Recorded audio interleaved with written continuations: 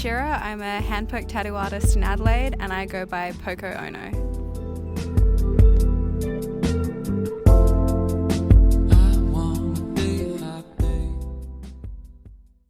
So I'm 22 at the moment. I was born here in Adelaide, so I've always lived here.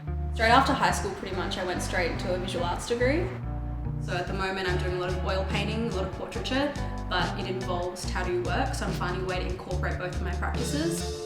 I think I just always enjoyed the artistic side. I mean, my grandfather had a lot of tattoos, and I remember as a kid like always looking at them and admiring them.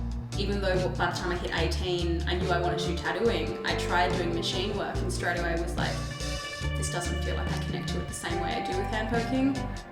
But the more I started researching it, the more I realised it has a really strong history, not only like culturally, particularly with my mum's background, but this whole concept of DIY culture as well. There's not many other artists doing, I guess, the alterations of classical art, which is what I try to do with my work. I think a lot of nature as well. I mean, I get a lot of work that's to do with animals and plants, and even just looking up actual reference imagery from like Nat Geo and things like that. Yeah, I'm very drawn to things that are just that idea of fine line work. I really think there's something nice about the aesthetic of having someone's skin still present in a tattoo.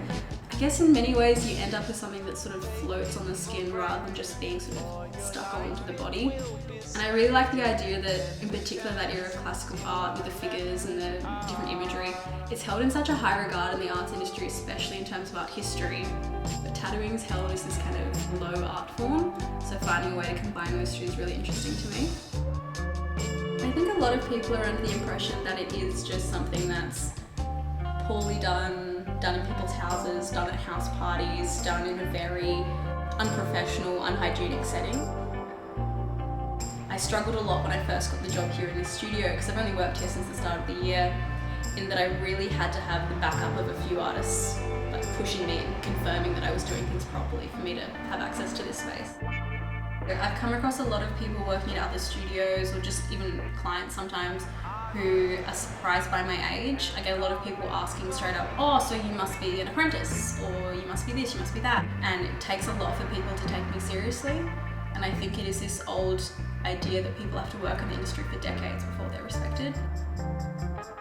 With the tattooing industry in particular, I feel like Australia is behind a lot of other places in the world. There are some really great initiatives and collectives of people of colour and queer people in Europe and in America, whereas here it's so white heavy and male heavy. Not only do I feel the need to talk a lot on social media purely because I am a minority myself, but because there's not a lot of education that happens for people. And I speak to so many clients about this as well. You know, I raise particular topics that they've never thought of, or things that they haven't been exposed to. I'm in here sometimes 5-6 days a week, because I do genuinely enjoy work so much that I will come in whenever I can.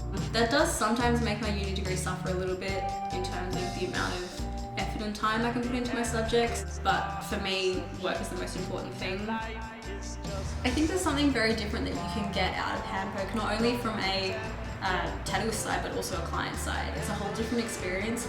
Anyone who's had a handpoke can confirm that it's almost kind of like a personal experience. There's a lot more conversation, there's a longer period of time that you're there for a smaller work, and you do have a very different connection with the artist than you do with machine work.